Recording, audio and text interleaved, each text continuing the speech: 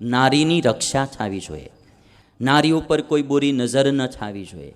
નારી એ આપણી માં છે, એ આપણી બેન છે, એ આપણી દીકરી છે, એનું હર પળ રક્ષા થવી જોઈએ.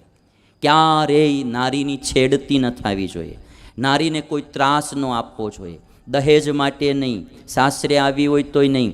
નારી છે એમ આપણા દેશમાં તો એમ કહેવાનું કે જ્યાં નારીની પૂજા થાય ત્યાં સર્વે સમૃદ્ધિઓ આવે છે. એટલે ક્યારેય યુવા વર્ગને મારે વિનંતી કરવી છે, બેન દીકરીની ક્યારેય છેડતી ન થવી જોઈએ, ક્યારેય કોઈ ઉપર બળાત્કાર ન થવો જોઈએ. હું ક્યારેક ઘટનાઓ સાંભળું ત્યારે આપના હેઠું જોવાનું મન થાય કે ક્યાં ભારત દેશ, ક્યાં આ દેશની સંસ્કૃતિ. અને આજકાલની આ જે ટીવીને કારણે કે મોબાઈલોના કારણે જે માનસ વિકૃત થતા જાય છે માણસોના, જે રાવણથી પણ બદતર માનસ થતા જાય છે, એ દેશ માટે શોભાસ્પદ નથી. રાવણે ખાલી સીતાજીનું અપહરણ કર્યું હતું. રાવણને શ્રાપ હતો, કદાચ સમય રહેશે તો હું સંભળાવીશ.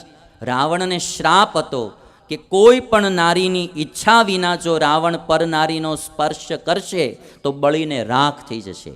એટલે રાવણે 1 વર્ષ સુધી સીતાજીને સમજાવવાની કોશિશ કરી, એને પ્રલોભનો આપ્યા, ભય આપ્યો, પણ રાવણ નારીની ઈચ્છા વિના સ્પર્શ નથી કરી શક્યો.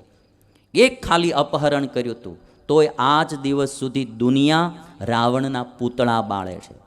આટલી ખાલી માનસિક વિકૃતિ એની હતી, એને કારણે આજ દુનિયાના પૂતળા બાળે છે.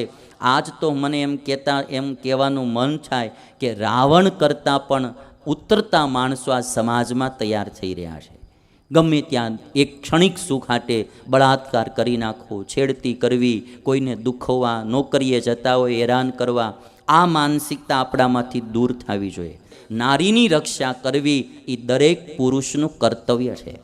તમારા ક્ષત્રિયોની 2-3 ચીજ મને બહુ ગમે. એક તમારી ઉદારતા, એક વચન પાલકતા, બીજી મેં આજે કાણેટી ગામમાં કહેલું કે ગાય, સાધુ, સંત, દીકરી, બેન દીકરી, એની રક્ષા માટે કેટલાય ક્ષત્રિયોએ પોતાના પ્રાણ દઈ દીધા છે ભાઈ. હા, પોતાની માતૃભૂમિ, પોતાની ગાય, પોતાના સાધુ સંત કે કોઈ બેન દીકરી એની રક્ષા માટે પ્રાણ દીધા હોય અને એના આજ પાળિયા થઈને પૂજાતા હોય, એ આ અમારો ભારત દેશ અને એ આ ક્ષત્રિય લોકો છે ભાઈ.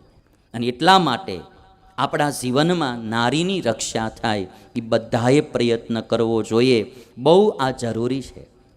વાલા ભક્તો, સૌથી પહેલાં નારી રક્ષા માટે જટાયુ આવ્યું છે. મારો ભારત દેશ એવો બને કે અહીંયા નારીની ઇજ્જત થાય, એની રક્ષા થાય. ગમે ત્યારે રાતે 12 વાગે બેન દીકરી એકલી જાતી હોય તો એને ભય ન રહે એવો અમારો ભારત દેશ બને, એવી આજ ભગવાનના ચરણમાં પ્રાર્થના કરું છું. અને નર નારીમાં ક્યારેય કોઈ વિભાગ ન રાખશો. જેટલું મહત્ત્વ દીકરાને આપો એટલું જ મહત્ત્વ દીકરીને આપવું. આ દીકરી પણ સાસરે જવાની છે એટલે આપણે શું કામની, એવી વિચારધારા ગલત છે. દીકરીઓને પણ એટલી જ ભણાવજો. જેટલા દીકરાને ભણાવો એટલી દીકરીને ભણાવો. ભણેલી દીકરી સશક્ત હશે તો ગમે ત્યાં પગભર થઈને જીવશે, એનું કોઈ શોષણ નહીં કરી શકે. દીકરીઓ નોલેજેબલ હોવી જોઈએ, એને બધું જ જ્ઞાન હોવું જોઈએ. કાયદા કાનૂનનું બી જ્ઞાન હોવું જોઈએ, સ્વસુરક્ષાનું પણ જ્ઞાન હોવું જોઈએ. દીકરીઓ સર્વ રીતે સમર્થ હોવી જોઈએ. ક્યારેક કદાચ કોઈ એને હેરાન કરવા જાય તો એ પોતાના પગભર જીવી શકે. માટે દીકરીઓને ભણાવવી, નર અને નારી એમાં સમાનતા રાખવી, દીકરીઓને ભણાવવી, દીકરીઓને પણ સારું જ્ઞાન આપવું. અને ખાસ કરીને મારી છેલ્લી વિનંતી છે કે ક્યારેય દહેજ માટે કોઈ ઉત્પીડન કરવું નહીં.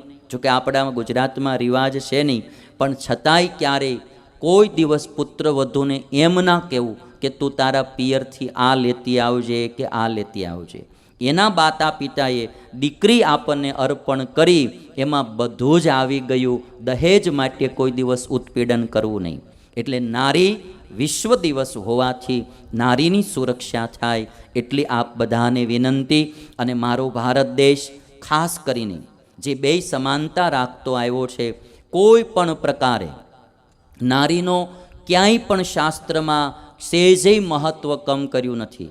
અમારા સ્વામિનારાયણ સંપ્રદાયની તો એક વાત તમને કરું કે જેટલું સ્વામિનારાયણ સંપ્રદાયના વિકાસમાં ભાઈઓનું યોગદાન છે એથી કદાચ હવાયું યોગદાન બહેનોનું છે ભાઈ, હા બહેનોનું. એટલે ખાસ કરીને આજે હું જોઉં છું એક બેન શું ન કરી શકે, એક બેન. એટલે બહેનોનું પણ મર્યાદા રહે. અને બહેનોની છેલ્લી મારી વિનંતી, આપણા દેશને શોભે એવો પોશાક પહેરો, આપણા દેશની આપણા કુળની મર્યાદા રહે એવા આભૂષણો પહેરવા, એવા પોશાક પહેરવા. જેમ પુરુષે સ્ત્રીની મર્યાદાનું જતન કરવું એમ નારીએ પણ નારીની મર્યાદાનું જતન કરવું જોઈએ. નારીએ પણ નારીની મર્યાદાનું જતન કરવું જોઈએ. આ આપણા ક્ષત્રિય લોકોમાં જે બહેનોમાં જે મર્યાદાપૂર્ણ પોશાક પહેરવામાં આવે એને એકવાર તાળીઓના નાદથી આપણે વધાવવો જોઈએ. મર્યાદામાં, નારી જેટલી મર્યાદામાં રહે એટલી શોભે છે. અને એટલા માટે આ શણગાર આપણામાં જે આપણી ભારતીય સંસ્કૃતિ, આપણો ભારતીય પોશાક એમાં કોઈ નારીને તમે જોવો ને તો માતાજીની ભાવના થશે ભાઈ. પોશાકની પણ એક ઇફેક્ટ હોય. આજે હું આ બધા ગામડામાં જાઉં, બાપાઓ ઓલી પાઘડી બાંધે, હું બધાને કહું છું કે ભલે તમે હવે પેન્ટ શર્ટ પહેરો પણ પ્રસંગોપાત તો પાઘડી બાંધતા જ રહેજો હો બાપા, પાઘડી ભૂલાવી ન જોઈએ. હા, એ આપણો પોશાક, આપણે ખુમારી હોવી જોઈએ. એવું કાંઈ નથી કે આ અમુક તો મને સમજાતું જ નથી, વિદેશના કોટ ને કાળા કોટ પહેરે ને કાળા કપડાં પહેરે ને કાળી ટાઈઓ બાંધે, ભારતવાળા હું જોઈને મંડી પીડ્યા, મને સમજાતું જ નથી. આપણી તો કોટી, આ પોશાકની બી કિંમત હોય ભલા માણા, એમાં મૂંઝાવાય નહીં કંઈ પેન્ટ શર્ટ. અમે આ જો ધોતિયા પહેરીને જઈને અમેરિકામાં તો ગોરા લોકો સેલ્ફી લેવા અમારી પાસે આવે કે બાપુ એક સેલ્ફી લઈ લઈ. ઓકે ભાઈ લઈ લો, બીજું શું. અને એને ત્યાં આનંદની વાત છે. આપણો ટ્રેડિશનલ ડ્રેસ એની આપણને ખુમારી જોઈએ. ગાંધીજી ગયેલા ને ગોલ મેચ પરિષદમાં, અને ત્યારે ગાંધીજી ધોતિયું પહેરીને ગયેલા.